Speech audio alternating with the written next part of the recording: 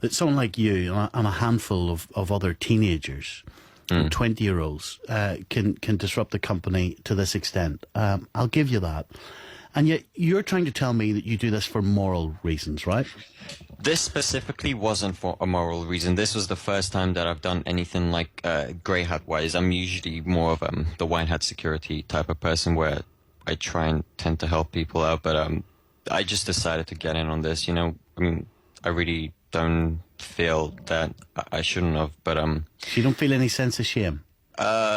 In all honesty, if I did, I would have probably apologized by now, but no, I don't. You see, some people might question your morality. Some people might question the type of 22-year-old little hacker that you are. Because Twitter reports say that the owner of Mega Upload, Kim.com, offered your squad 3,000 lifetime encrypted vouchers to stop the hacking, which you accepted. Yeah. We did, yeah. Right. So it was nothing really to do with exposing a company for the greater good. You took the money and you ran, didn't you, like a petty criminal? Well, we didn't really expect money from it in the first place. If we really cared about money, we could have used the Twitter accounts that we generated over 50,000 followers within 24 to 48 hours. We could have used that for monetization, you know. We could have easily linked out a couple of, sent out a couple of linked profiles or whatever that could literally, like, each click gain us 3 to 6 cents, depending per country. France, for example. Why did you take the vouchers then? It was just an offer, you know. We were really, it's hard to say. It was just a one-time thing. It's $300,000 worth of vouchers. Dirty, grubby greed. Well, that's what happens. I'm afraid that's what it is like in the security business. Many children's lives do you think you disrupted for your greed? God, well, we have been called the Grinches of 2014, so God, I wouldn't even be able to even go, like, think of a number. I think it's just millions. Millions, like quite a few of them, like your little 10-year-old brother. Yeah, but I don't think that makes you a man, doesn't it? Makes you a real man. You must feel powerful disrupting 10-year-olds. It really depends. I don't know. I don't really have an opinion on that. Feel strong, do you? No, you don't feel strong by doing this. You just you feel that you have the power to do something, and maybe the company could actually change for the better. But obviously Sony still hasn't. A lot of people out there might criticise us, the BBC, for giving you this interview, because I guess they will say that we're giving you the publicity that your group wants. Well, I don't think that they have the right to say that, because we've been offered interviews. TV interviews where we've been offered with CNN earlier on today, Washington News, Sunday Times, Daily Dot, just literally a couple of minutes ago, just before you came on air with us. They just published an article which is really huge. I'm pretty sure you know them. So we're not really getting any publicity that we don't already have, if that makes sense. So they don't have any right to be blaming you guys for anything, to be honest. What would make you stop this? It's already been stopped right now. What would make you stop doing it again? Like, what are you actually trying to achieve? What's the end game here? There is no end game. That's the thing. Like I said, or like my friend said, it's for some of us it was just for the fun of it, and for others it was just to see what we could achieve, to see if it could happen, to see if it could work. You know, so. It really depends, and it's random. I'm sorry to go back to this again, but I will, because, you know, I'm an ordinary guy, and I guess that I expect, you know, ordinary people to respond the same as I do. Presumably you wouldn't go into a child's house, lift his PlayStation and smash it on the ground on Christmas Day just so he couldn't play it. No, of course not. You're not that type of dork, are you? No, that's just horribly sick. And yet you've done the equivalent. Well, it's not really the equivalent, because their consoles weren't even their consoles were working. The only thing they couldn't do was just access their online.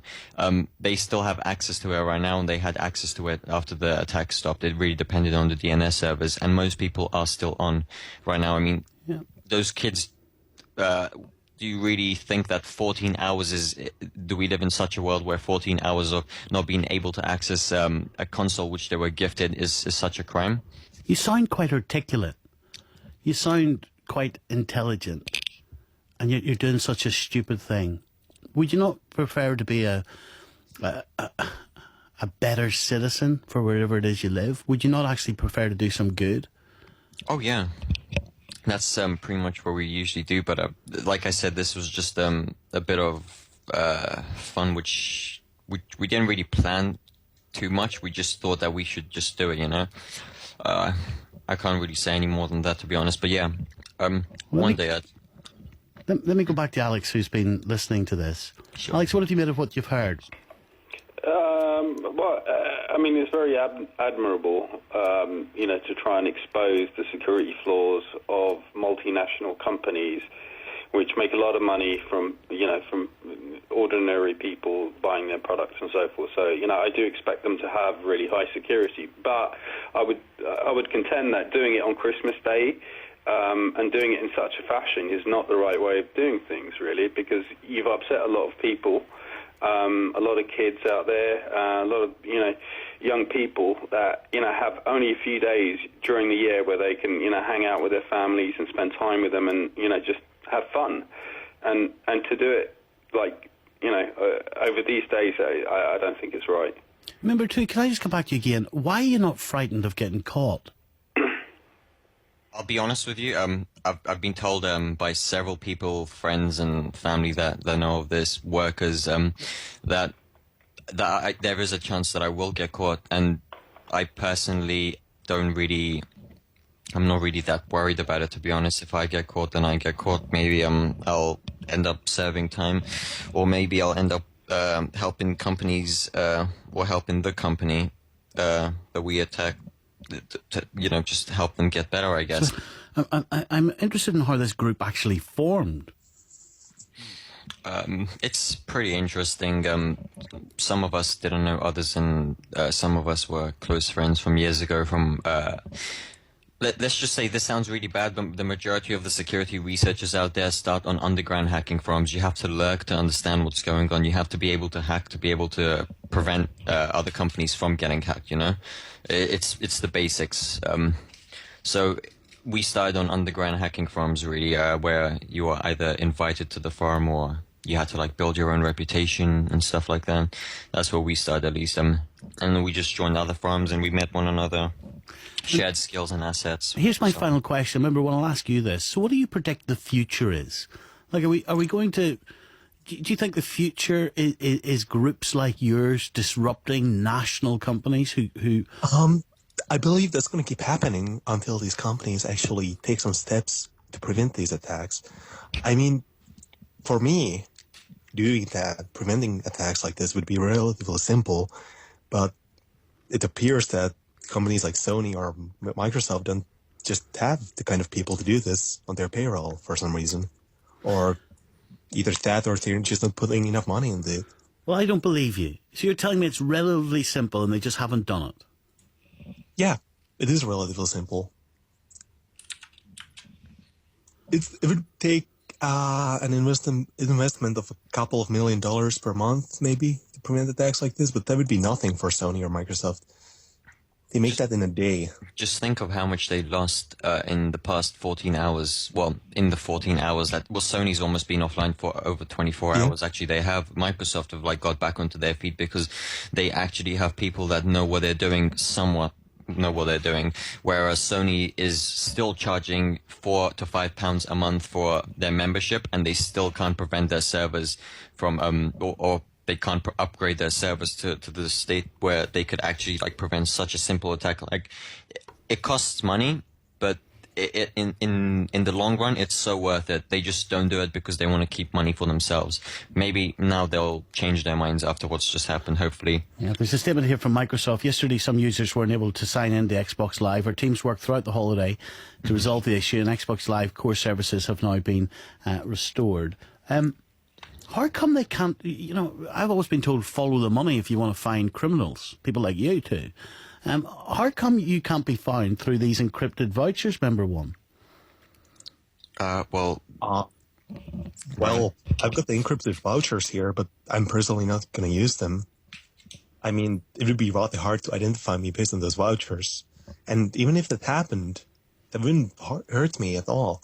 I mean, the cops could come here, they'd pick up a computer, they'd look at the computer for a while, then they'd find out there's really nothing that connects me to these attacks conclusively on the computer. And then they'd have to let me go. You going to spend your money, number two? I honestly, like I told number one, I really don't care about the money. I told them that I would get rid of these vouchers for them, and I don't want a percentage of it. They offered me a percentage and everything as we share it, and I said no, I don't really want any money from it. Why did you take them then? I'm just selling it. I'm not doing anything else other than that. Like, all I do is just sell it and give them their shares, and that's it. I'm done. I don't even want a penny from it. I don't care about the money. Why did you take them? Well, the vouchers. Yeah. Well, it wasn't just our decision. I mean, my decision to just like say, look, we don't want the vouchers. There's a bunch of us, you know. So if the majority of them wanted it, then I can't say no, you know. Well, there you go. Interesting conversation. Some of you will support what that group are doing. Some of you won't. Here's the number: 0500 909 693. We'll get the news now. It's 11:30. On digital, online, smartphone.